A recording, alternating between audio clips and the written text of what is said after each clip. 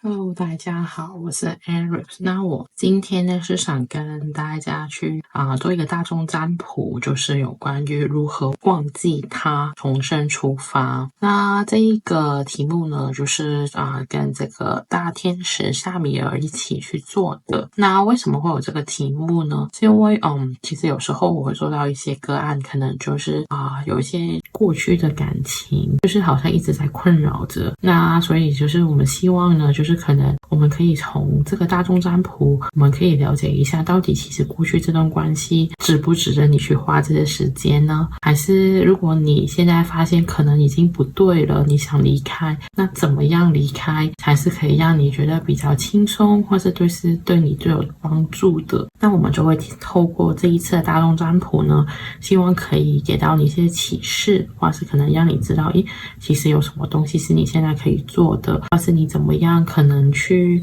改变自己的想法啊，怎么去找到一些新的目标，或是该怎么走才对。好了，那我们首先看了，我们就是一样有3个选项，分别是选项1，然后选项2，还有选项3。那你可以想着你想忘记的那个人吧，然后你感应一下，你觉得哪一张牌给你最有感觉？那如果呢你现在还没感觉得到的话，你可以先暂停，然后去看一下牌的图案。我们的注重点是在图案哦，就是那个感觉，你觉得哪个比较适合的，那你就去选那一个，然后去听，看看有没有可以帮到你的一些资讯。那我们会现在开始解牌咯。好了，首先呢，我们来到选项1这个选项。那首先我们会看到呢，这张牌它写的是灵魂的满足，就是向你的独一无二致敬，做让你感觉美好的事。那我会觉得就是我们一开始我们首先会就是说就是到底你在这个的现在这个时间，其实你现在其实在这个感情里面你学到的是什么呢？或者在这段关系里面你会得到一些什么呢？或是他想引你其实去哪个方向呢？首先我们看到这张牌嘛，灵魂的满足，就是其实我会觉得就是说，可能你透过这个过程这个感情这个阶段，或是你跟这个人的关系里面，你学到了很多的东西因为你会发现你是可能原来你可以对一个人这么有感情啊，或是原来你可以为了一个人可以做这件事情。因为我会觉得你看的这个图画其实它是很美好的，就是它有不同的人在里面，有小朋友，有男的，有女的，那你会感觉到好像你发现原来你的人生，原来或是你的灵魂是可以这么多样化，这么的有不同的情绪起伏，甚至我会觉得好像你认识到一些你不同的面向，透过这个关系里面，好像原来我可以体贴，原来我可以温柔，或是原来我可以这么硬气的感觉，就是或是我如果吵架，原来我的爆发力可以很强。其实这种呢，就好像一种我们为什么说灵魂的满足呢？是因为本来我们灵魂就是想去体验各种各样的东西，那我会觉得这一次的关系给你来说也是一种体验，就是好像你可能经历了这一段，你会觉得原来我是想知道原来跟一个这样的人有感情关系，或是其实是什么样的感觉的，这一类型的不管是男生还是女生啊，就是其实是一种什么样的感受。所以呢，透过这个的事情，其实你要记得就是它是为了让你感觉美好。有的时候你可能现在觉得这一科很痛苦，可是呢其实透过这些学习，你才会开始领略到人生有什么好的地方。因为我们经常都说没有对比就没有伤害，那可能这样就可以映衬出你下一个对象更好，你更值得珍惜的原因，或是你更加知道什么东西才是适合你自己的。透过这些尝试，你的灵魂在不同的阶段的这些的部分。好了，那我们接下来会继续。那我们呢就抽到这一张牌，就是杜鹃花的无条件的爱，就是你其实是有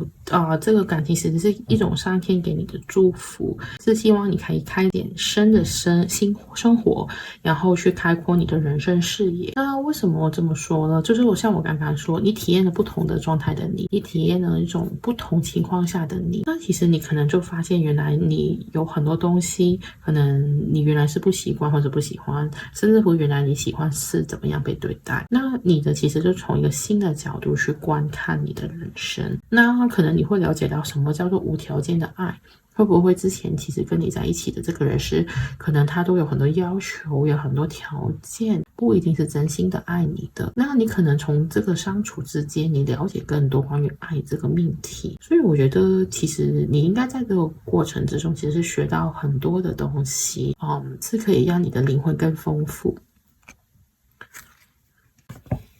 好了，我们会接下来再看看，我们会看到2张牌。第一张呢就是 come together， 然后就是这个 inspiration。那我们先讲第一张这个 come together。那这个的话就是说，其实很多小精灵仙子呢，其实就很忙，他们是一组一组的去告诉你，其实有很多东西可以做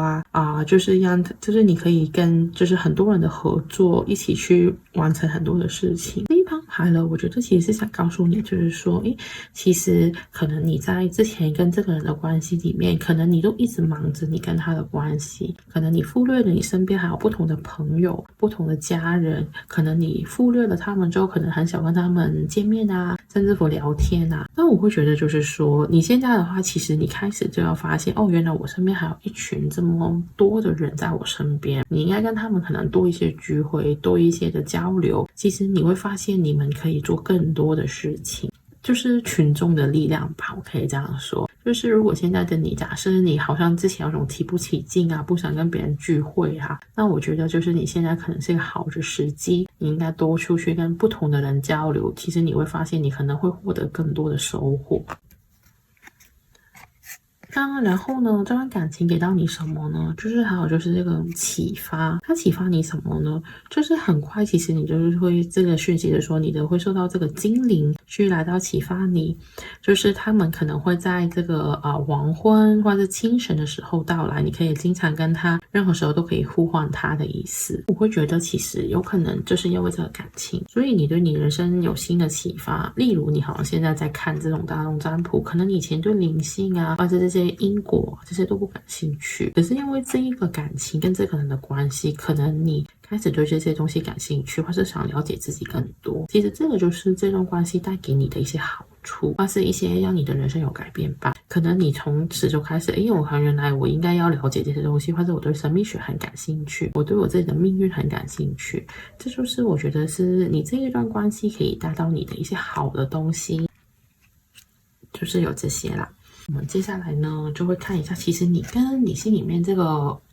就是比较难忘记的他到底是什么样的关系。那我们第一张牌看到这个 Arrows and Phantoms， 那这张牌是什么意思呢？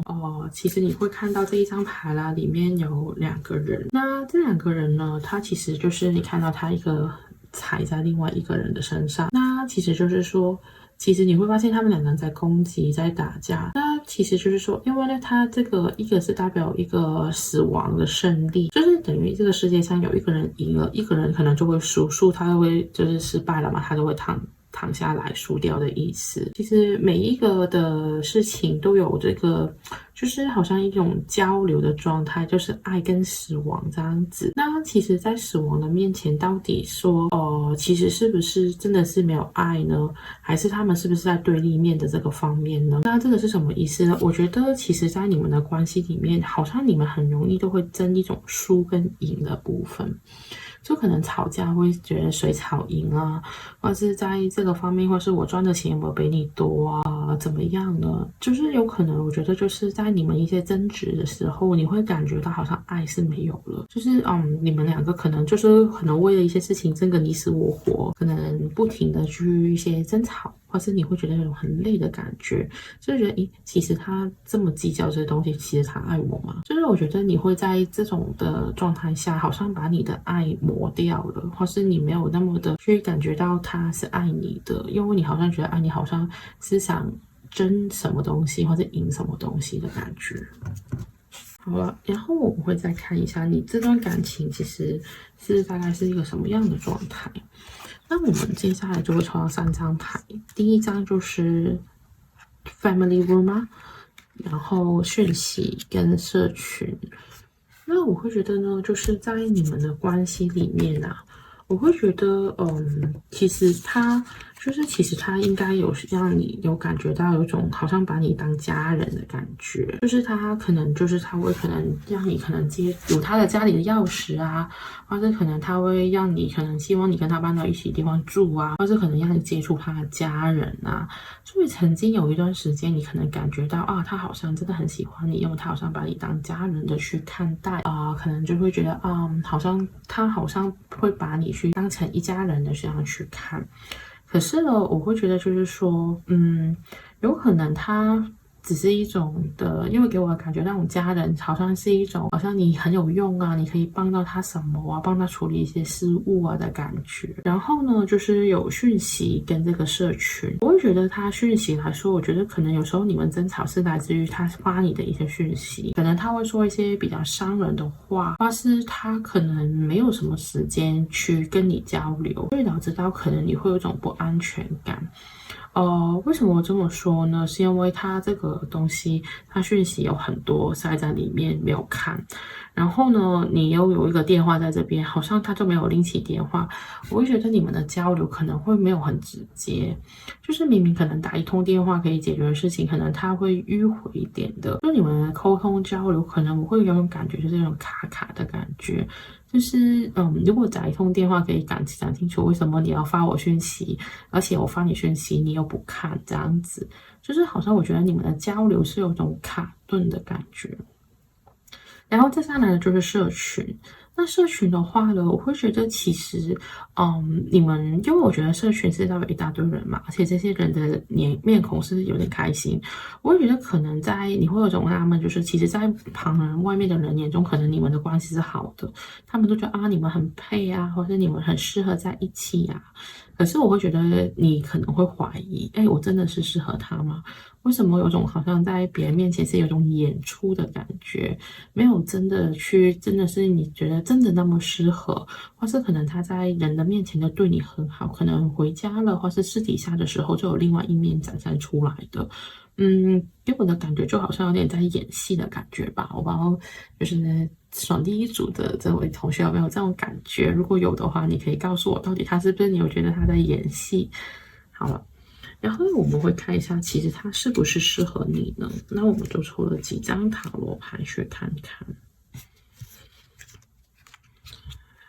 那我们用的是3张牌的牌阵啊。但我看到这3张，因为我抽的时候就是抽到这3张都是在逆位。那逆位其实如果3张逆位，我觉得它其实算是挺大几率，算是不合适你的一个人。我为什么这么说呢？首先，第一张我们看到了就是这个王后的逆位。那王后的逆位呢，就是如果正位的时候，就是她很丰盛啊，很有母爱啊，或是很慈爱的样子。可是现在是逆位，你看她就是很沮丧。很失落的感觉，就是你可能在别人的面前，你是一个很有威严的人，或是你是一个很有权力的人。可是我觉得这个关系里面，我觉得你们双方或是随机的一方，其实有可能就会觉得，失去了力量。或者你好像在这个人的面前，你没办法好好的去做自己，让自己感觉到好像有种被爱呀，或是有一种很滋养的感觉。你可能在这个关系里面感觉到很匮乏，好像没有爱，或是你没有办法，好像有种很丰满，很让自己很有能力的感觉。那我们接下来呢会看到这个钱币侍者的逆位。那你看到就是他拿着一个钱币，可是他是塞在这个书里面关起来的，而且呢后面就有一种零落的感觉，就有一种凋零的感觉。那我会觉得就是其实我觉得他对于就是你们之间可能在钱这个方面也会有一些冲突，或是在财务这个方面，就是因为他可能是很保守，或是很自私，可能会把钱收起来。你们双方可能没办法达成一致，可以共享这个钱的，就是可能你们觉得我们应该分得开啊，可能你们一直都是 AA 啊，或是可能他会觉得付出很计较啊，到底谁付出多一点啊，就是觉得好像自己觉得很缺乏，没有办法去共享他的财富或是他拥有的东西。所以为什么我会觉得可能不太适合，是因为他不一定可以跟你分享他自己的事情，可是他可能想你跟他分享你的东西，这样子的感觉。接下来呢，我们会看到就是死亡的逆位。那为什么死亡嘛？那逆位不是好吗？其实我觉得这个死亡的话，如果你这个牌就是你会感觉到就是我会觉得你已经累成这样子了，就是你很努力的希望去拿这个刀，可能你想去杀敌啊，想去做很多的事情去补救你们之间的关系，可是你已经累到已经没有办法再走下去，有种很落寞的感觉。所以我觉得在这段关系里面，其实对你的折磨是有的，而且你可能会觉得有种心很累、很无奈、很孤独的感觉吧。好了。接下来呢，我会就是再看一下你们之间的之前的感情发展是如何的。那虽然它不适合你啦，可是我不得不说，如果抽这一张牌这个爱心的话，我会觉得你们一开始的时候这段感情其实是有一种像干柴烈火，就是你们一开始的时候是觉得啊。我很契合，这个人很适合我，因为我们刚好有一堆格子是和平格子，然后又有这么多的玫瑰花，而且有红红的烈火，所以我觉得你们的相遇可能你会觉得那种天雷勾动地火啊，这个人很适合我，他跟我很搭，我们之间的相处很开心，而且很有热情，就是你们可能一开始的时候都有种很激情的感觉，下一下都有很满满的爱意，非常的喜欢。可是后面的话呢，我们会看几张牌，看看你们之后的，就是在这个过程中你们的内心的想法。我们就有3张牌。第一张呢，我们看到这个就是反抗，什么意思呢？就是可能你们之间有种就是自我的保护的感觉。就是我会觉得，就是可能当你们激情过后，开始进入一些比较亲密的关系 ，OK， 甚至乎之后要走到家庭的关系，你们的内心是反抗的。什么叫反抗呢？就是说，我会觉得就是你们的2个人之间可能有一些过去的阴影，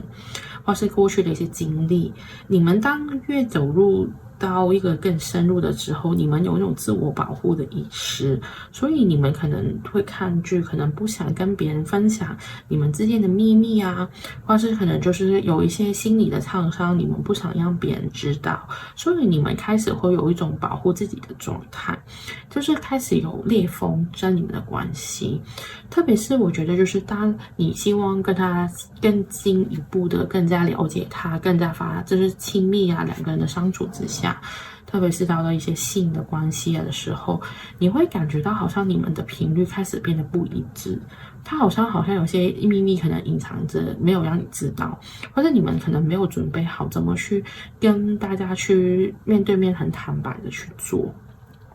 更深一步，就是当你们讨论可能以后对于家庭的规划啊，甚至乎未来的小孩啊这些，可能有其中一方是不想进入家庭关系，所以有分歧。就是你们2个可能是有一种就是2个的一些的价值观的不合，或是可能大家对于未来的愿景是有不一样的。例如可能一个想生小孩，一个不想生这样子。因为这些缘故的话，就是为什么一开始干柴烈火那种很有激情，后面慢慢的就开始越走越远，或是觉得有点3观不合的感觉，就是这样出现了。那我们接下来就会看一下，就是其实你那个他对于你们之间的关系是什么样的状态。首先我们第一张看到了就是这个我们这个就是圣杯的启示。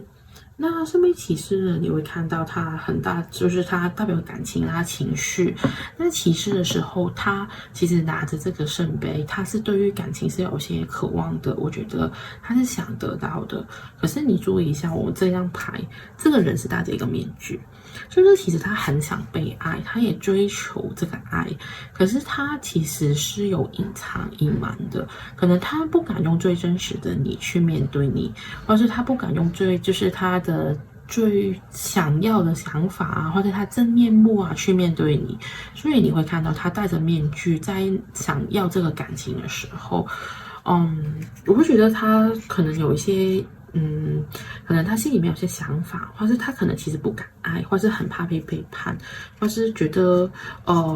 他很难去完全付出他自己吧，我可能这样说。接下来呢，我们抽到的是棺材。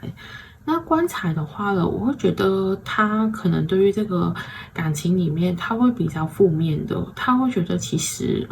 我觉得他也会有受伤或者觉得伤心的时候。可是呢，这个棺木的话，给我感觉就是他好像觉得这个是一个不好的过去，他想离开了，他要准备抽身走了，因为就是我们说就是棺木也代表重生嘛，所以他觉得这一个东西既然现在已经快结束，那可能他就准备已经重生的感觉。然后呢，我们后面看到这一张牌是一只飞蛾，它的意思就是说，好像一种神秘，而且一种错觉，因为其实从飞蛾背部的那个斑纹呢，你会感觉到好像有时候你会感觉好像有个很大的眼睛瞪着你啊，而是一种很特别的花纹啊。我会觉得其实它是一个这个就是你的心里面这个它其实有一种保护色的，它是希望可能用一种很威猛、很凶恶的外表可能去包装他自己，他可能内心是很脆弱的，可是他希望用这种的保护色去让你看不到真实的他，因为可能真实的他可能很觉得自己很内弱，或者他可能觉得自己好像不值得被爱，这就是为什么他可能没有办法去面对一种这些不自信啊，或是内心不足的感觉，所以你会有种错觉，觉得我到底是有看清楚这个人吗？还是没有看清楚？所以才会有一种好像一直都是一个谜，为什么会让你觉得你很难忘记他？因为你好像有很多事情都没有搞清楚，其实他有爱过你吗？或者是他其实对你是真心的吗？这些东西都让自己，我觉得让就是选择一的人这个观众会觉得我真的觉得好像在雾里面，我好像觉得我的付出都不知道是不是对的，到底他有没有爱过我？我会觉得有这种感觉。那接下来我们会看一下你该怎么做呢？好，第一张我们抽到的是等待。等待呢，你会看到这个美人鱼，其实看到的开始有一种你会感觉阳光开始出来了，东西开始好像慢慢转好的感觉。那我会觉得这个等待，我先讲不是要你等它，而是你要等待这个时间的转变。那为什么我们要等呢？等什么呢？那我们下一张牌就会知道你在等什么。这一张牌呢，在里面来说呢，是代表正义，就是这个是代表有一个很有智慧的智者坐在一个人坐在那边啊，然后他去想这有张纸啊，他在想这些是一些证据。OK， 他是希望就是他是要守护他的这个就是我们说的规矩啊，他的一些想法这样子。那这个是什么意思呢？就是我觉得你在等的是一个真相，或是等一个可能你自己的一些的一个解答一个答案吧。因为我觉得现在的话，时间是可以帮到你，可能你就会发现，原来你看清楚他的真面目，从你过去的一些蛛丝马迹，或是从一些其他人的口中，可能你会得知到这个真相，就是收集到这些证据，知道其实他心里面是怎么样的想法的。因为我会觉得，就是说你一定会有一个好的答案，就是至少会让你满意的答案，就是可能原来他真的这么渣，或者他真的是这么自私，可能你会真的得到这个答案。在这个过程中，你要做的是放轻松的去等待。这个我觉得就是你不用很急着去求，而是慢慢等。真正的正义会来到你的身边，而且我相信你会运气转好，因为这一张也有幸运的意思。那所以的话，我觉得就是不用再为这个人太费心 ，OK？ 你只需要就是好像这个很轻松的感觉，好像在看戏的感觉，你相信一定会给你一个答案，或是正义一定会来的，一定会有一个答案，让你知道其实发生了什么事情。好了，然后呢，接下来就是下面会给你的建议。好，我们首先看到这个就是终于回了家了，你会感觉到很轻松，因为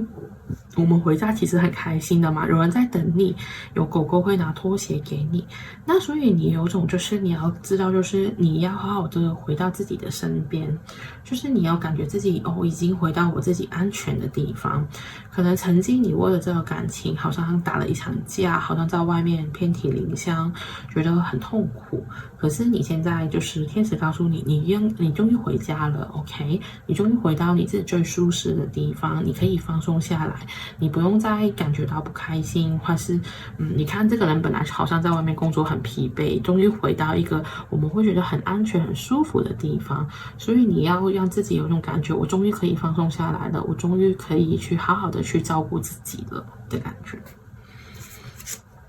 之后呢，沙米尔的建议还有就是去遭遇爱。就是你会发现，就是虽然我觉得可能你曾经跟这个人有不好的经历，可是我们就是发现他美好的特质吧 ，OK？ 就是不要再纠结那些可能让你觉得不开心的事情。既然他不适合你，而且你也看到他的真正的面目，那你可以去好好的再去学会欣赏其他人，或是可能在你生命中会找到一个更适合你的人呢。透过这个经历，因为有时候我觉得，既然今天可能你分开，也不一定是坏事啊，而且就是因为遇到这个人，可能你才会成长，你才会知道应该怎么好好去守护一段对的感情，或是可能你在这里面学会怎么样是适合你的人，什么人才是值得你去付出，或是值得你去爱的。所以呢，你就可以从这个方面好好去学习，观察不同人的特质，说不定你身边就有更适合你的人出现。然后他再跟你说一个很重要的事实，就是你是值得的，你是很值得被爱 ，OK？ 你也是很值得拥有美好的东西。不要因为一次的一种可能有一点受挫，就让自己停滞不前。你要忘记他的话，首先要相信你是值得被爱，你是值得拥有完美的爱情 ，OK？ 所以不要再一直想着这个可能不值得你的人，那你就可以好好的重新出发。因为你既然知道，就是我们一开端的时候讲过，其实这段关系想让你学到什么，那你学到了就 OK 了，不要再去纠结啊，或是怀疑自己啊，你要相信你是很值得的。好了，我们来到最后的一张牌，我们可以先看一下这个图画 ，OK？ 给你的感觉。那这一张牌呢，就是这个 Sarah 的一个祝福，它是什么意思呢？它就说，其实呢，你是很努力的去寻求一种解放，因为其实之前的你可能就感觉到受伤还有痛楚，你其实已经很努力的去找怎么可以让自己放开。虽然这个过程里面，其实你也会在找寻这个放开的时候，还是会感觉到受伤跟痛苦。可是呢，他告诉你，就是其实所有的东西在爱很多爱呀，很多美好是等着你的。你不要去因为这一次的关系，这一次的经历，所以让你自己觉得担心，或者觉得好像阻碍了你。OK， 其实呢，当你愿意去往前走的时候，前面可能就会有一个很像天堂的事情会发生，所以呢，你应该要好好的相信有一个很美好丰盛的未来是等着你的。这就是为什么说，你可能这个过程你会感觉到有点忧伤，可是这个忧伤呢，就是你接这个美好完美的爱情的前奏，所以呢，你应该去好好的去对自己，然后走出这个感觉，然后让自己再有敞开的心去迎接美好的爱情，因为你很值得拥有。那我希望呢，就是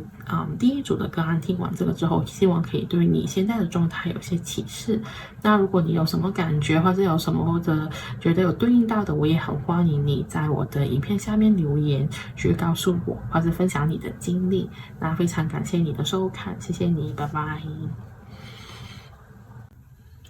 我们现在来到第二个牌卡，就是这个就是显化你的梦想，就是第二组的牌卡。那好了，我们看一下这个牌。我们呢就是在想嘛，如何忘记他重新出发。那我们首先会看的就是这一段关系其实是想带给你什么东西。那我们看到这个主牌就是显化你的梦想，他就说最糟你的愿景，寻求满意和知足感。那我会觉得就是说，可能透过这一次这跟这一个人的关系，你会看到就是一个梦想就是可能是一个美好的家，很开心、很愉快的感觉。那我会觉得可能你从这一段关系里面，你了解更多了，就是到底你自己的愿景，或是你的梦想啊，你的未来是想要怎么样的？可能你透过这个人，你有种好像本来你觉得跟他可能会达到，可是慢慢的你好像觉得他好像不是一个最适合的人。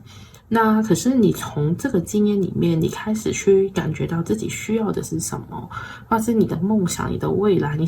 最想拥有的东西是什么？所以我相信，可能透过这段关系，可能你有一种曾经看到一种未来的美好。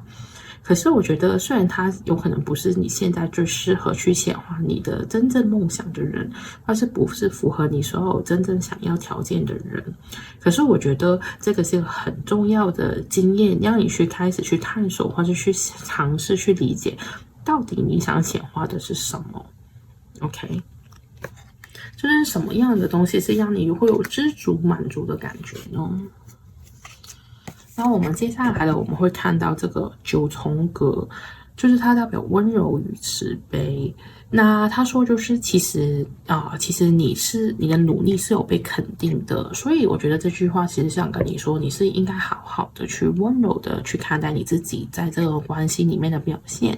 或是在这段期间你自己的一些做法，你其实已经做得很棒了，就是你每一个时刻你都很努力，希望做到最好，所以我觉得应该给自己多一些鼓励，相信虽然可能现在结局不是与你所想的那样子，可是其实你已经尽了一个很大的努力，而且大家都是有看到你的努力的。好了，接下来我们看到的卡呢，就是有2张卡，就是到底这个关系是给你什么呢？首先，第一张就是这个 journey， 就是这个旅程。他就说你是时候要准备一个旅程了，因为有可能呢是一种突如其来的，或是你计划好的。不管怎么样，你应该确定就是你已经准备好踏上这个新的旅程。当你知道的时候，你就把你的护照准备好就好了。我会觉得就是说，我觉得就是很有这种就是要重新出发的意味，就是我觉得你应该是时候放下的过去，你要准备重新的去走这一段路，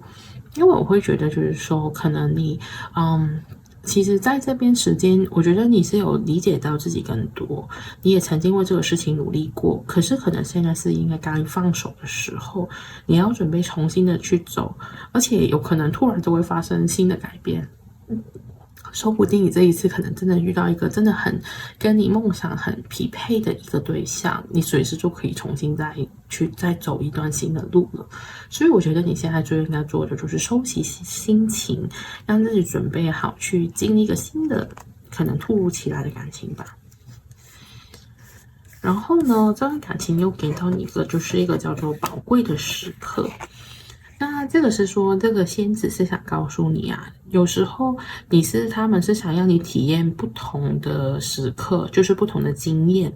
那就是因为你在体验不同的经验的时候，你可能才会知道什么样是最适合你的、最宝贵的东西。那好好的去专注自己吧，每一个时刻都是很珍贵的。那所以的话，你不要再为这些可能不值得你去花时间的人再去浪费你的时间。那所以你应该要去想，其实可能从这种过程之中，我开始了解到底什么样的东西是我觉得值得花时间去做的，值得花时间付出的人。那你要好好去对待你自己，去找到这些值得的时光，不要浪费你宝贵的时间。好了，那我们接下来会看一下，到底你跟这个人的关系会是怎么样呢？首先，第一章我们看到这个 balance and unity。我会觉得就是你可能会感觉就是你跟他的关系是有种很特别的一种平衡感，因为他这个就是讲的就是平衡与合一，就好像他在他给你这个人给你一个石榴，你接住，你说好。可是有时候你想可能要的是更多，或者是更多的一些的东西。那我会觉得就是说，其实可能刚开始的时候是很平衡的，好像一个是凹的，一个是凸的这样子。那你们好像觉得很契合刚好就是你愿意付出，他也愿意接收这样。可是这样就是慢慢的有可能就是说，当你有可能想要更多，他可能给不起。或是可能他想要更多，你没办法给，所以就会导致到有一种好像平衡感开始失去的感觉吧。我会觉得，好了，我们会再看一下你们之间的关系会有几张牌的。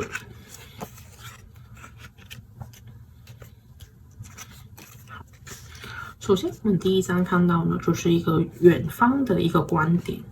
然后呢看到小朋友，然后就是职业。我会觉得在你们的关系里面呢，有可能出现问题的地方是在于你们对于未来的规划，或是因为这张牌比较特别，是因为它有一个锚，好像想稳定，可是有一张飞船想飞得好远的地方，就是有可能你们之间一些对于未来的规划是有分歧的。我会觉得可能你想定下来，他想继续飞，或是可能反过来你想继续飞，他想定下来，可能你们对于未来的一些想法或是一些的愿景是不一样的，所以导致到开始有种好像失去平衡，或是没有那么合适的部分。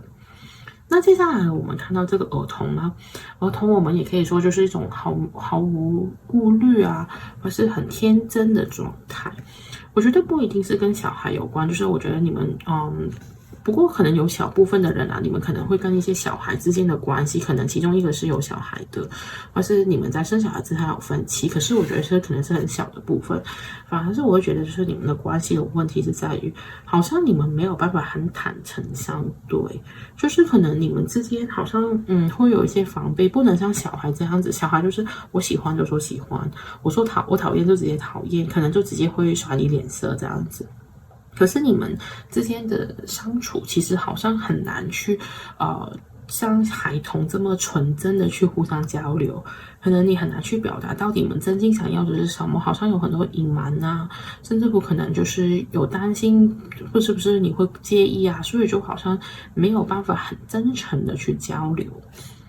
那最后呢，就我们看到这个是职业。职业的话呢，我会觉得可能你们其中一方可能对于自己的工作是非常重视的。你看这个人是很专心的去做他的工作，有可能这一刻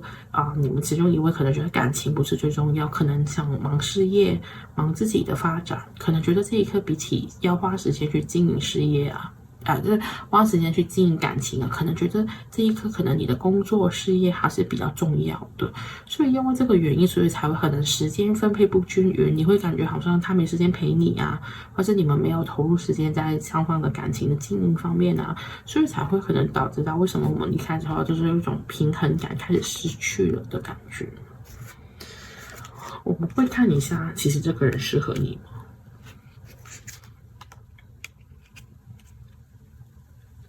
我们就有3张的塔罗牌，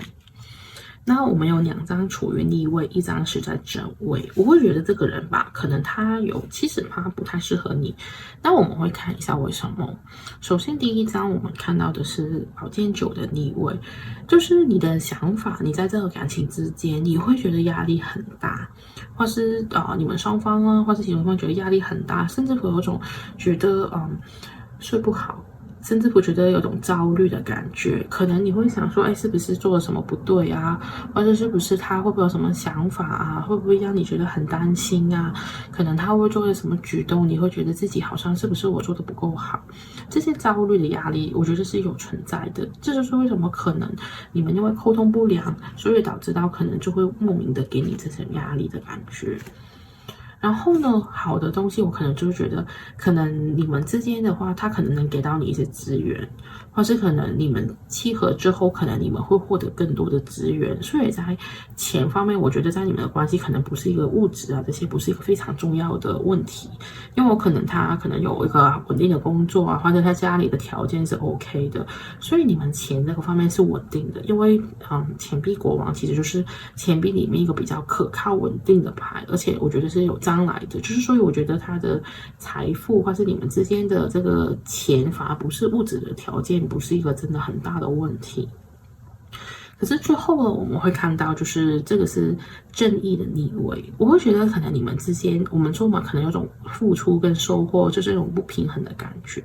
可能你会觉得，好像你是被欺压的一方，或是你们之间好像没有公平跟正义这个东西，好像你会怀疑，哎，为什么我要付出这么多？为什么我要牺牲我自己？或是有可能你要牺牲一些，可能假设啊，可能你们真的要结婚，可能他希望你待在家里啊，可能要你辞掉工作去顾小孩啊，这样子，所以你会觉得好像，诶，好像我没有得到重视，我觉得自己好像，你看这个人有点落魄，他的王冠都脱下来了，你可能在这个方面，因为你感觉到好像没有被重视，没有这种感觉，好像你被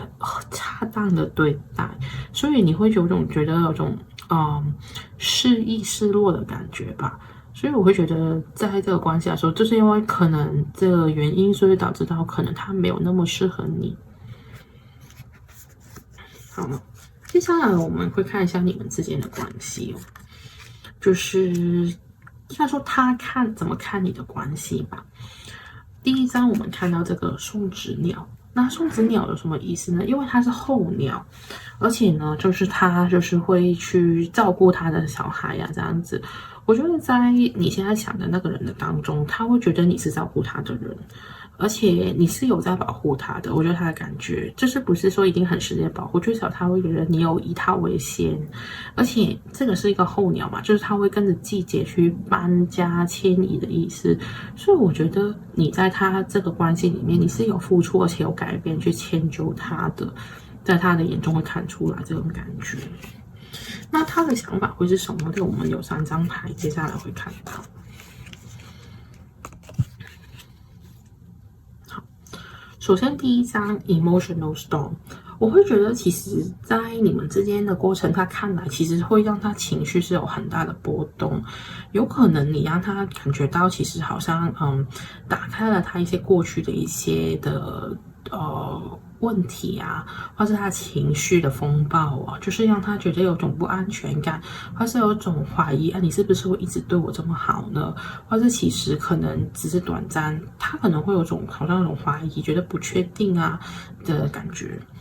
然后呢，他又会感觉，就是我觉得在你跟他的相处过程中，他会觉得好像你们之间是有一种心电感应的，就是直觉可能一直都告诉他，其实你是一个适合的人，或是你其实很知道他要什么。可是，我觉得他有一种很矛盾，因为为什么呢？是因为下一章我们看到，就是他想退出、离开的意思。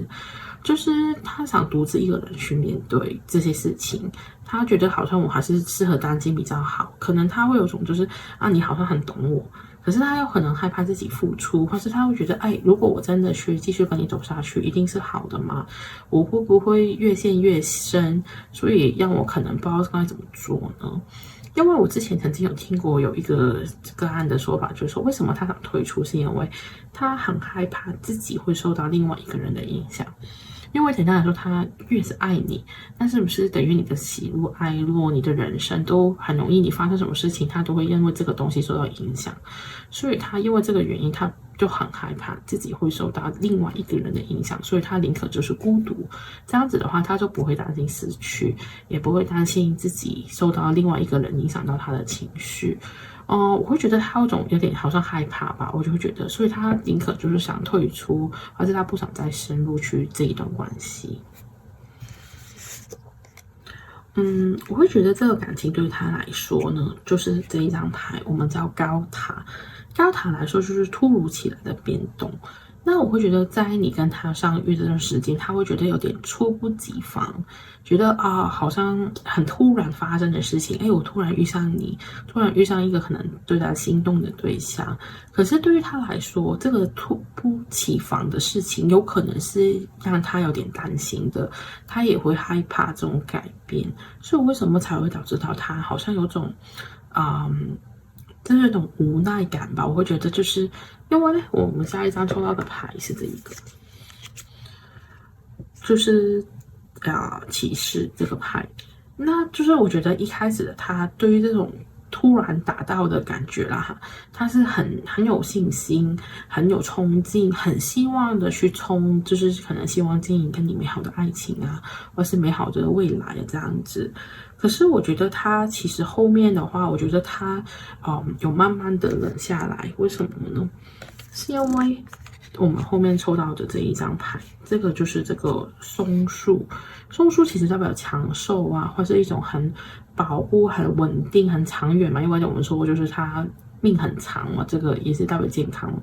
可是我会觉得，就是说，它在越来越进入一种长远发展的阶段的时候，它是有犹豫的。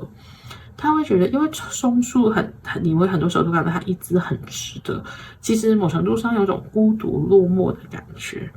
所以我觉得他其实有想过，就是其实自己会不会其实更好呢？我一个人其实也可以活很好。如果我加入另外一个人进来的时候，会不会影响到我自己的一些想法呢？会不会可能我就没有办法去维持我自己的生活习惯啊，或是我自己真实的想法呢？我觉得会有一种好像保护自己，或是他很想可能就是很担心另外一个人的进入影响到他的人生，或是他的未来。好了，我们看完那个人的想法，那我们会说，其实你现在应该可以做些什么呢？首先，你应该做的事情就是要寻求协助。为什么要寻求协助呢？就是因为我会觉得，其实你在这段时间，可能你有很多的想法，有焦虑，也有不放心的地方。那其实你可以去找一些人，可能是你身边的人，可靠的人，去问一下，其实这个人值不值得你对他那么好呢？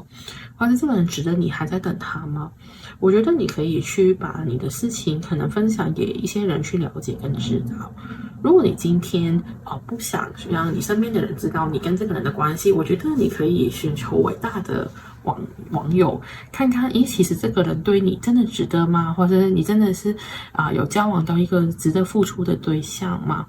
有时候透过陌生人的分析，可能你会看得到，到底现在这个东西值不值得你去做，或者他真的是一个好人，他是不是其实他做某些事情是很真实的，没有顾及你的感受，所以你要学会去寻求其他人的帮忙。好了，接下来呢，我们会看到这一张牌。那这张牌呢，就是说，其实就是要接受别人的照顾，在你需要的时候，你看到这个人躺在这里，他就是在协助照顾他。那所以你现在要做的事情，就是要收拾心情，好好的去休息自己，不要去再勉强自己去想这些可能对你觉得不舒服、不开心的事情。而且如果你身边如果有人去协助你啊，或是可能他们说，我们一起出去玩吧，这样子，你就好好的去接受别人的照顾吧，就是去享受一下，让自己不要在这个情绪里面，适当的接受别人的照顾，是可以对你从这段感情离开有帮助的。而且这一张牌呢，也代表一种新开始的状态，所以呢，我会觉得就是你可以去放心的去展开你新的人生，是时候可能要跟过去的这个感情可以做一个告别，然后接受身边的人的好意吧。好了，我们接下来抽这张曲奇饼。那我们都知道嘛，曲奇饼是甜食嘛，很多时候我们吃甜食的时候会让人感觉到开心。可是呢，你看这一张牌很有趣，就是这边有个天使，这边有个恶魔。你可能会想说，我在做一些让我开心的事情的时候，可能我会有罪恶感，或是你可能会觉得我这样做是对的吗？还是不对的吗？就好像你去取曲奇饼的时候，可能你会觉得甜食让你很开心，或另一方面可能你又会怕胖啊，或是这个是不是甜的其实对身体不好啊？其实你现在的思想里面有很多的挣扎，有很多人想我该做我不该做，为什么我应该做，为什么不该做？可是我觉得现在的你要回归的是，到底你做这个事情你开不开心？如果今天你吃这个曲奇饼，那种甜食的味道是让你开心的，你会感觉到快乐的，那就去做。那如果你会发现其实你的发现这个罪恶感其实会让你不开心，那倒过来我问你，可能做运动会不会让你开心吗？如果你看到自己身体有成果，有肌肉，或者身体变到你理想的身形，你是会开心。那如果那个才是真正的让你开心的，那你就去做一些可以让你真正感觉到开心的事情。不要计较，因为每个事情都是一体两面，有好有不好。那你要去衡量的就是你做的这个事情会不会让你开心。那就做一些这些让你感觉到快乐的事情，才会可以协助你调整你的情绪，调整你的频率，可以帮助你可能忘记它，或是走出来重新出发。好了，我们接下来会看看就是上面给你的一些建议。首先第一章是这个感谢这一刻。那因为呢，我们其实每一个事情，每一个状况，其实都是机会让你成长，还有找到爱。所以呢，你可能现在虽然你会觉得好，现在我觉得很伤心，或是我可能觉得我很难忘记他，你要感谢曾经你有过这个经历。我之前说，我就会刚刚说他其实他不适合你啦，我们没有办法去预料未来。你不知道他会不会改变，或是可能他失去你之后，他可能突然觉得你很重要，他可能会改变他自己去更加迎合你的需要，或是其他的样子，或是有可能因为这个人之后，你遇到下一个对象是更加知道如何是符合你的人，你可以遇到一个更好的对象。因为我们没有人知道未来是怎样，可是如果你今天你很相信你将会遇到一个值得你去爱的人，或是一个很爱你的人，你就一定会得到这个结果，只是过程是怎样，我们不要去太过担心，或是我们就顺着宇宙的这个的主意去跟着走就好了。所以呢，你要感谢，就是每一刻其实我们都是很快要把我们的愿望实现的，这些遭遇都是为了你遇到那个最对的人而准备的。那当你有这个心态的时候，你自然就会感觉到其实所有事情都是引领你去最后的幸福，就是让你有最完满的人生而出现，那你就会过得比较好，而且你很快就会显化出你想要的愿望。好了，接下来我们看到呢，就是这个新的做法。那我会觉得你可以从现在开始多做一些新的你没有尝试过的。假设你每天都吃 A 餐这个早餐，可能你改一下吧，我换另外一家餐厅，甚至乎换另外一个餐点，就是做一些新的东西，去体验一个全新的自己。就说你每天上班或是出门走不同的路，用不同的交通工具，多去改变，让自己体验更多，可能你会发现你会看到不一样的风景，或是新的做法可能让你遇见不一样的人，走出更不一样的人生。所以可以多做一些新尝试，甚至不可以去学一些新的东西例如现在很夯的可能怎么用就是绘图AI 怎么创作做自媒体甚至乎可以去考虑一下要不要做个兼差都可以去帮助你走出这一段感情。好，最后呢，我们可以一起看一下这一张牌，这一张是最后的牌。我们看到这个图画 ，OK， 有点凄惨，有点落魄，对不对？好，我们为什么呢？是我们看一下牌里面的意思。这样意思呢，就是说你要超越你的恐惧的界限，就是说其实是你的恐惧去把你勒住，让你往后走 ，OK， 就好像一个栏杆这样子。可是呢，其实你跟恐惧的关系是在改变的，应该没有任何东西应该阻碍你。其实你慢慢的去发现，你会观察到你对于某些事情的恐惧，那你就好好的去观察它，去体验它，然后就是你要去变得让自己更有同理心，是对你自己哦。那你开始要长出你的智慧去对抗这个恐惧，而不是去封闭自己，去阻碍恐惧的来临。所以呢，其实你慢慢去发现，你慢慢越来越懂得怎么去面对你的恐惧，而且怎么样去让这个恐惧不要再阻碍你。当你其实有时候我们开始面对、开始了解的时候，慢慢其实我们就会越来越不怕，越来越能做到自己最想要的样子。所以呢，这张图你可能感觉到很凄惨，可是你看到它是有太阳的，它是有个光出现的，所以你的恐惧其实已经开始有光明了。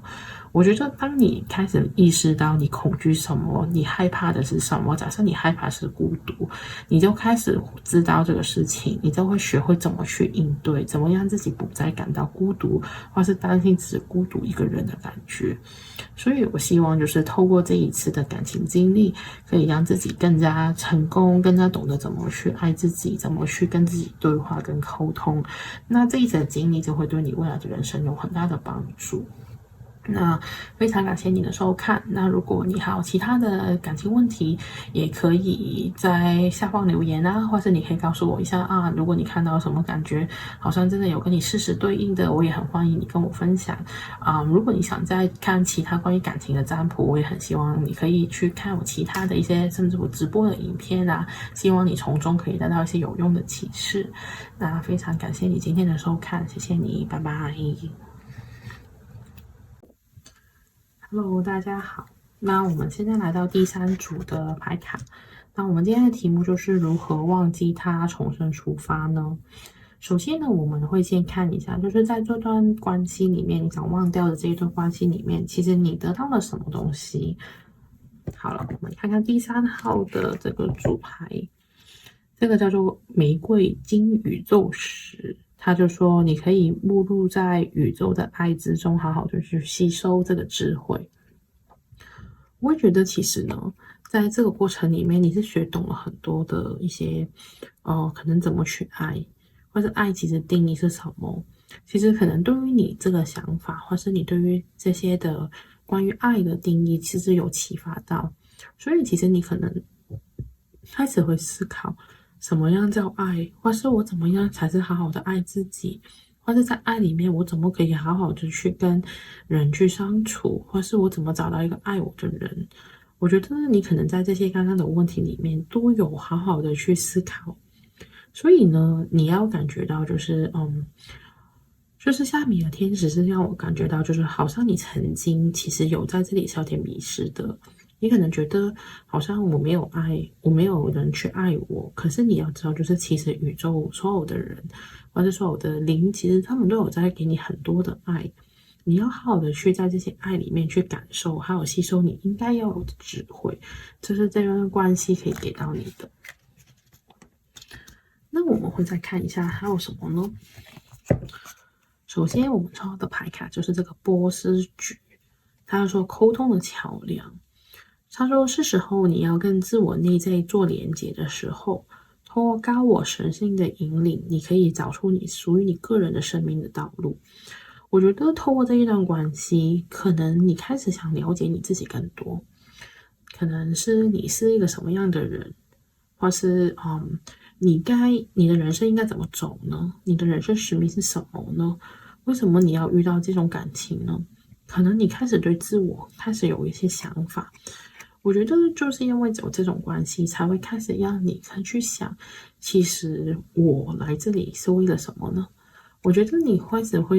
我觉得2张牌都是告诉你，其实这段关系其实是一种好像灵性的开端。你开始知道，我为什么要，经历这些感情的问题，为了给我什么东西？因为从你开始了解之后，你才可以走出属于你最想要的人生。我们接下来呢，就会看到这一张牌呢，就是说许愿，很聪明的去许愿。那什么意思呢？他说你要很聪明的去许愿，去显化你内心真正想要的东西，而且就会变得就是可以很有效的去执行，怎么样走向你那个梦想成真的道路。那我会觉得这个呢，就跟你前面其实很有关系的。因为很多时候呢，我在我接触的个案里面，很多时候大家就是我们经常都说许愿啊，愿望成真啊，可是有没有好好的去想过，到底你的愿望是不是你真正想要的？你最想要的到底是个什么样的东西？例如就是我曾经看过有一个个案可能许愿啊，我希望找到一个很爱我的对象。那我首先我问他很爱你，那你觉得爱是什么意思？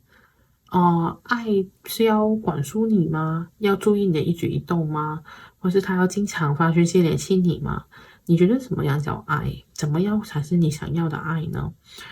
那他就告诉我，其实他反而希望他的另一半是不要管束他，让他可以自由自在做自己喜欢的事情。然后可能回家的时候，他总是会给他满满的那种幸福的感觉。那每个人对于爱的定义都不一样。那他许愿的时候有没有仔细去许呢？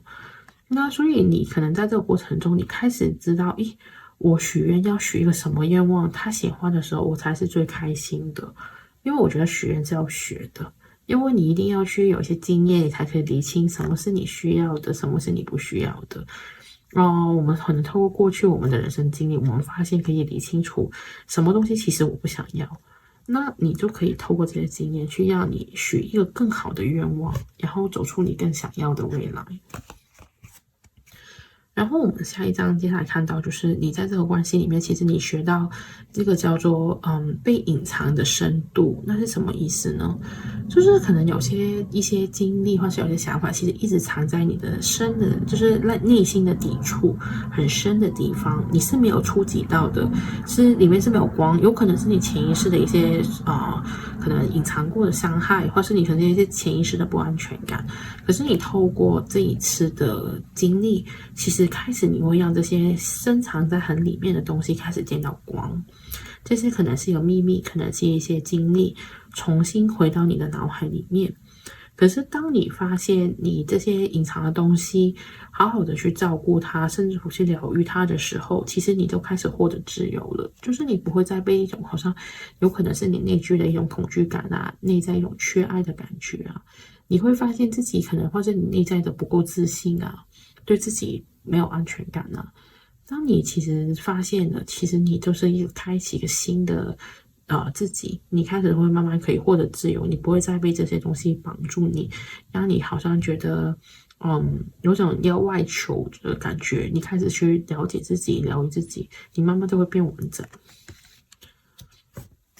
好了，我们会看一下，就是你跟这个人之间的关系是如何呢？首先呢，我们会看到的一张牌，就是说你们两个之间的关系。那我会觉得呢，就是你们两个之间的关系是这一张牌，我们叫做 Joy and Jubilation。OK，那这个是什么意思呢？他们就是你会感觉他们好像很欢乐的在跳舞，就是这句话，那这什么意义呢？就是你可能跟这个你在很想忘记的这个人啊，其实你会觉得好像他其实可以带给你很多很开心快乐的时光，因为你会感觉好像你就在跳舞啊，而且这个人是让你感觉到你可以好像心就好像有节拍跟他一起节奏是相同的，你们会有这种感觉。就是你会发现，就是说，你们两个就是有种好像互相的去鼓励大家，或是互相走在同一个路线，好像他也是对于人生很有追求，或者他对于事业很有追求，他的人生的节奏是跟你一样的，所以你会有种很兴奋的感觉，或是让你觉得很开心，你觉得跟他在一起，其实你很自由，你可以做很多你开心自己的事情，是你们两个之间的感觉。就是关系里面的感觉，我们会再看一下你们之前的关系是怎么样的。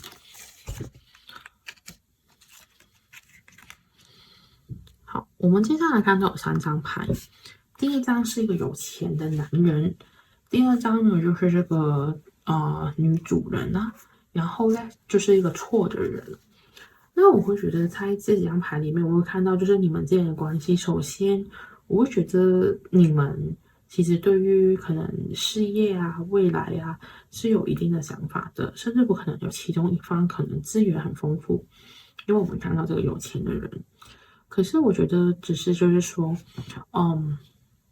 就是我觉得有种可能有种不对等的状态吧，可能有一方的资源比较丰厚，所以另外一方可能会有种可能觉得自己不够啊，或是我没办法达到一个对的平衡的感觉。例如有一方可能家里很有钱，可能他的压力可能给出来的要求会更多，可能对于另外一方的压力会很大，就会有一点这种有点失衡的状态。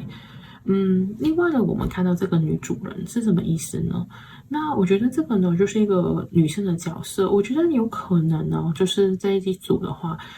这个女主人给我的感觉就是说，好像你可能有些女性的长辈，或是有些女性的朋友，OK，在这个过程里面，可能是有觉得，哎，好像这个人不太适合。有可能假设是男生，可能他妈妈不太喜欢你，或是有可能是另外一半，反正就是有可能一些长辈啊，或这些女性的，可能是上司啊，可能不太看好你们之间的一段感情。我觉得算是一种阻碍吧，我会觉得有种，嗯。可能他们会有一些阻挠你的感觉，就是可能不太满意啊，或者觉得你配不起啊，有一种这样的感觉。另外，我们后面看到这个是错的人，可能他们就觉得啊，这个人不适合你啊，可能他有隐藏什么秘密啊，或是他其实家里可能不见得光啊，就是你会有一种错觉，就是从这些人的闲言碎语里面，你会怀疑这个人是不是对的，是不是你遇到这个人其实可能不太适合你，或是他的条件啊，这个东西可能会不会是不匹配呢？这个状态，我觉得会有种给我这样的感觉。好了，接下来我们会抽，就是有个塔罗牌，看看到底这个人是不是适合你呢？你在想的这个人。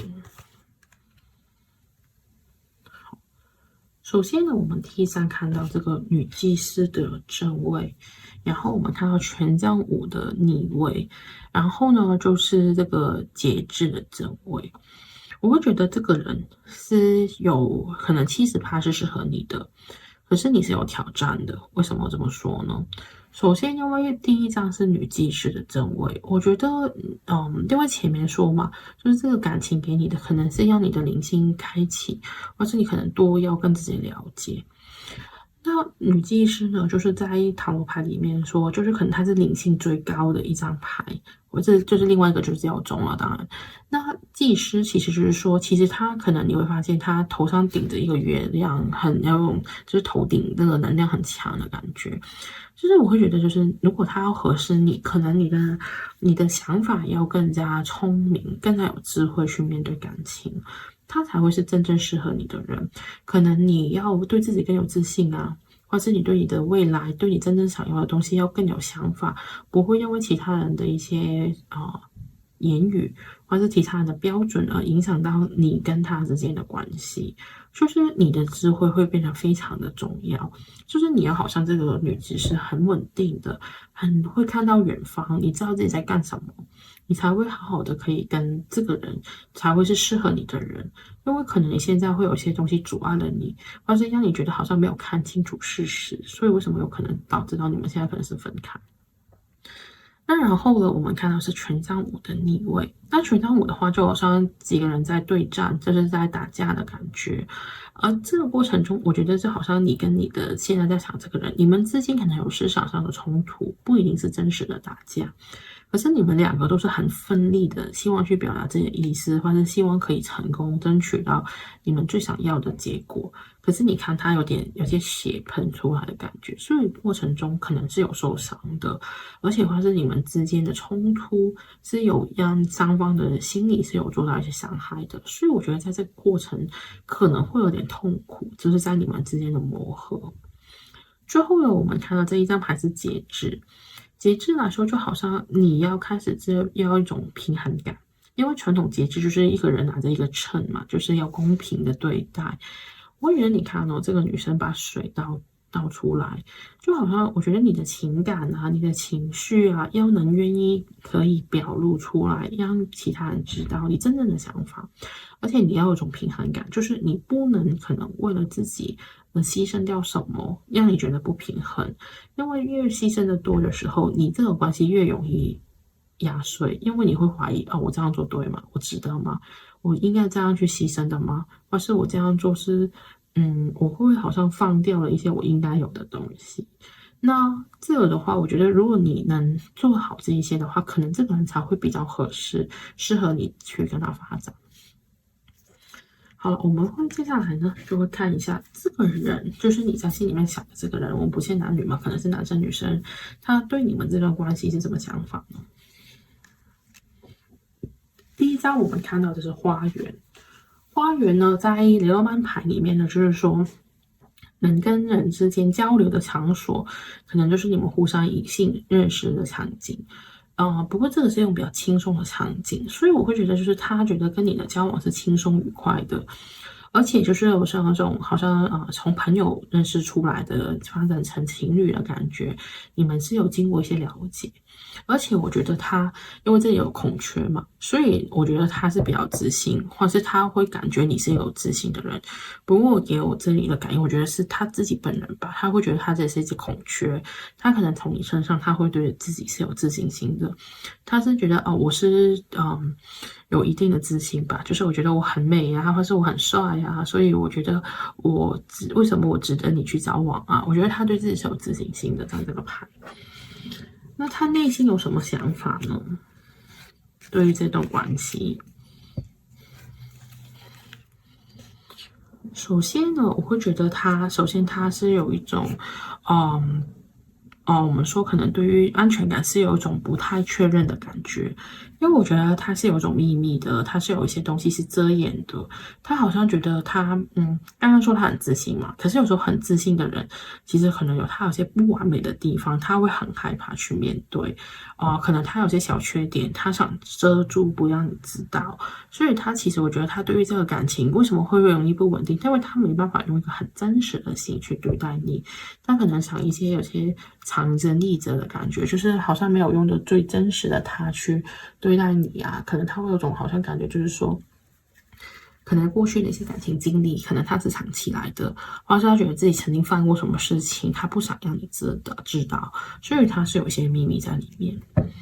然后呢，我们看到就是这个 foundation，就是一个我们说可能是一个安全感的底层，就是我们说基础的部分。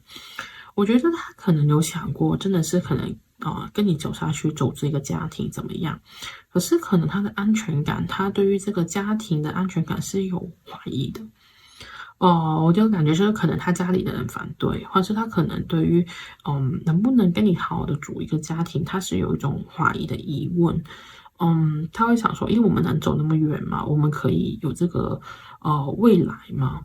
因为后面呢，我会觉得就是说，其实他是有一种obsession 是一种obsession 是一种上瘾啊，或是有一种可能很沉迷于你啊。其实他是应该挺喜欢你的，可是我觉得他有很多的东西去动摇了他的内心，动摇他的经济。虽然他喜欢你，可是他会可能觉得，喜欢你，可是如果你之后背叛他，他会怎样？或者如果你之后拿了他的把柄，会不会对他怎样？可能他越喜欢你，越开始担心有可能会发生的状况，所以他其实是一个挺矛盾的人。我觉得全部都是因为他可能自己的自信心，或是他自己的安全感其实是不足够的。而你们这段关系是有挑战他的安全感的这个议题，所以才让他这么的不安。好了，那我们会再看一下这支塔罗牌。我们呢是看到这个是剑车，那剑车我们就是说就是一种很速度很快的感觉嘛。我会觉得这个好像他的决定，他可能当他挑战到安全感的时候，他就马上想走，所以他骑着车马上走。可是你看这张牌，他是有回头看的。就是他是有种好像有点不舍得，可是因为我觉得很危险，我要快点逃离这个地方，或逃离这个人。我觉得他很快可以掌握到我很多的东西，所以他是有种又不安又担心，可是又想偷偷看一下，哎，你会怎么样的行动啊？你会怎么样的去做决定啊？你会怎么样对我啊？所以我觉得这个人的心态是比较矛盾的，对比起前两组的话。那接下来呢，我们会看到这一个，就是雷诺曼牌里面的松子鸟。我会觉得他的心态就有种上，其实我觉得他，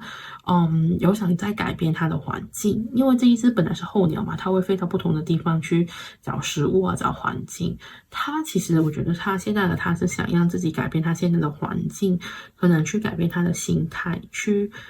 让他可以离开或是逃离这个感情。给我的感觉是。因为呢，我们关于他的部分抽的牌呢，最后一张是这一张。就是它是可能它有种这个就是我们就是一个平常磨那个香料的东西嘛。那这个东西其实是说把很多不同的东西融合在一起混合这样的意思。那所以我会觉得就是他其实有很多我觉得他是听了很多不同人的声音，他把所有的一些因素都归在里面，对于你们这段关系，我觉得是不管好跟不好，他都有混在里面。所以我觉得他的心碎其实是很混乱的，给我的感觉，因为你看这里什么都有，有香叶啊，有香料啊，不同的东西，所以我觉得他有时候可能他自己会被很多的东西所影响到，到底他是不是真正应该跟你在一起，或是他是不是有什么的东西影响到，我觉得是杂乱的。OK，所以他其实有可能不知道自己到底这样做对不对，或是觉得他有种先走吧，先走再说啦。我觉得自己很不安全，我先逃离吧。OK，我觉得会不会有这种感觉？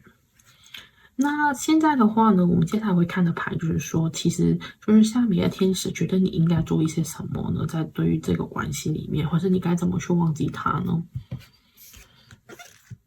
好，第一张这个 awareness 就是说，你可能要提高你的警觉心。这个警觉性是什么意思呢？我会觉得就是说，你要提高的就是你对于你周遭的事物、周遭的人，你要提高警觉性。会不会有什么人其实一直在讲你的一些不好的语言呢？或者你身边到底有没有什么人其实是坏人，你没有注意到？可能你要提高警觉心，就是到底身边是什么是好人，什么是坏人，什么人是真的帮到你的？你要开始警觉他们，还有你的环境是不是有什么有毒的环境影响你啊？这些你要提高你自己个人的警觉心。那特别是可能是你身边的人，是不是真的是你的好朋友，是真的为你好呢？还是可能他只是做做样子其实他可能背后你是要讲你坏话，这个你可能要注意。接下来的这一张牌是什么呢？这一张牌呢，它是说，其实就是很有信心，很值得被爱。你会看到这一个人站在中间，他有一堆人，三个女人去簇拥着他，去抱着他的感觉。那其实就是说，其实你身边应该是有不小的爱慕者，或是其实有其他人是对你感兴趣的其实你是一个非常值得被爱的人。所以你应该去注意一下，身边会不会有更好的对象吧？我觉得配合这个注意，有可能你身边其实已经有不少可能发现原来你是一个宝藏，或是原来你这么好的。那透过你对于自我了解之后，你会慢慢知道自己真正需要的是一个什么样的伴侣，可能你会找到更适合你的人。我们又抽到这一张牌，就是关于人的。你会发现，其实你身边有很多人愿意去帮你撑伞，或是愿意去好好的去对待你，或是指着你去付出的。OK，你要这个 nice people，就是说，你看这个小孩帮猫在打雨，在这个时候呢，他就有另外一个人看到，也要帮他挡。就好像你平常在做这事情，可能当然，我觉得你这个经历算是比较痛心，或者那个人有点不值得你这样做。可是你这样对很好的经历，是其他人有看在眼里面的，所以他们也觉得你值得更好，或是你值得一个更适合你的人。所以呢，你可以去周遭发现，其实你会发现很多人其实都在帮助你去脱离你现在的困局，或者甚至很多人其实是对你感兴趣的，你可以多多的去注意我觉得。之后呢，就是下面的天使给你的建议。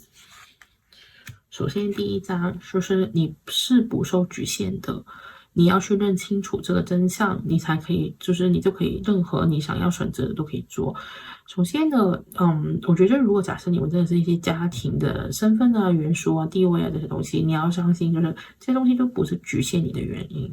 你就是像这一只独角兽这么美，它就混合了所有的美好的东西在里面，有孔雀，有蝴蝶，所以其实任何东西只要你想的，你就可以往你的梦想的去进发，没有东西是不可能的。只要你知道你是有无限的潜能的时候，就什么东西都可以做，你是有选择权，不要被其他人的一些想法呢，或是被其他人的一些的闲言碎语去影响到你对自我的自信。OK， 接下来就是这个忠于自己的心，相信自己，然后不要去委屈自己。就是不要说好像哦，我受到这个对待，你觉得我应该可能就是因为我缺了什么怎么样？你要对自己是好的，就是你要相信自己是值得，你要去听自己的心在讲什么，我喜欢吗？人家这样对我，我可以接受吗？你要去听清楚你内心的说法，或是你内心的感受。我经常都说跟我的个案说，其实很简单，你知道这个东西合不合适你，就是说你做这个事情你开不开心，你想不想要？你觉得这个东西值得吗？你觉得应该付出吗？你用自己最直观的情绪去告诉你这个东西是对的还是不对的。好了，我们最后的牌是这一张，你可以看一下这个图画。OK，感觉到什么呢？其实它是一只凤凰。OK，他就说这个就是神性的凤凰的心。他就说，其实呢，就是原因告诉你这里没有路可以走了，可是爱会告诉你这里是有路的，而且我已经穿过这个地方很多次了。有时候呢，可能呢，你会在就是抓你的头去想一个办法，怎么样去用你的理性去想一些方法。你可能发现自己走到死胡同，或是前面没有路。可是呢，其实当你开始心里面有爱的时候，你愿意去爱自己，其实爱是可以带领你去到更多你曾经没有想过可以去得到的地方。所以不要去害羞，或者是去担心你现在面对任何的困境、任何的困难，因为爱永远都能带你走出来的。我觉得这个爱呢，不一定是别人给你的，而是你自己给自己的。只要你对自己有足够的爱，你就可以在这个地方找到你的出口，找到你应该去的地方。所以我觉得好好爱自己。我希望第三组的人可以好好的去学会怎么爱自己，怎么去跟自己对话，知道自己真正想要的东西。那我相信你一定可以很快忘记这些不好的事情，然后迎接新的更美好的自己，成为你的2.0。那我非常感谢你今天的收看。如果你在这个故事，说是这个节拍里面有怎么觉得你非常有感觉啊，或者有对应的，可以在下方留言跟我分享。然后呢，如果你在有其他问题，也可以看一下我其他的大众占卜的影片，希望可以给到你有些启示。那非常感谢你的收看，拜拜。